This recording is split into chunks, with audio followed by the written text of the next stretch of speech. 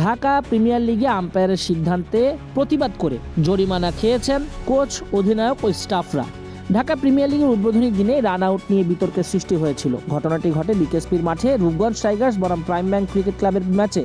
এ ঘটনায় প্রাইম ব্যাংকের কোচ, অধিনায়ক ও ম্যানেজারকে জরিমানা করা হয়েছে। রূপগঞ্জের ছুড়ে দেওয়া 216 রান টার্গেট তাড়া করতে নেমে চাপে ছিল প্রাইম ব্যাংক।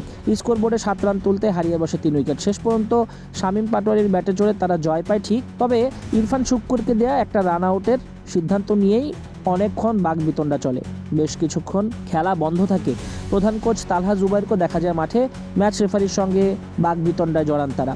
আম্পায়ারের অনড় অবস্থানের মুখে আউট মেনে নিয়ে ডাগ আউটে ফিরে যান শুক্কুর। এমন ঘটনার পর কোচ, অধিনায়ককে 50,000 টাকা করে জরিমানা করা হয়। এছাড়া ম্যানেজার দেব দুলাল চৌধুরীকে জরিমানা করা হয়েছে 50,000 টাকা। কোচকে জরিমানা করা হলেও অধিনায়ক শুক্কুরকে 3টা ডিমেরিট পয়েন্ট দেওয়া হয়। এর আগে শুক্কুরের নামের পাশে ছিল একটি ডিমেরিট পয়েন্ট, সব মিলিয়ে হলো 4, যে কারণে পরবর্তী প্রাইম ব্যাংকের ম্যাচে তিনি খেলতে পারবেন না। শুক্কুরের জায়গায় নেতৃত্ব কে দিবেন সেটি এখনও চূড়ান্ত নয়, তবে জাকির হাসান বা নাইম শেখই প্রক্সি দিতে পারেন শুক্কুরের।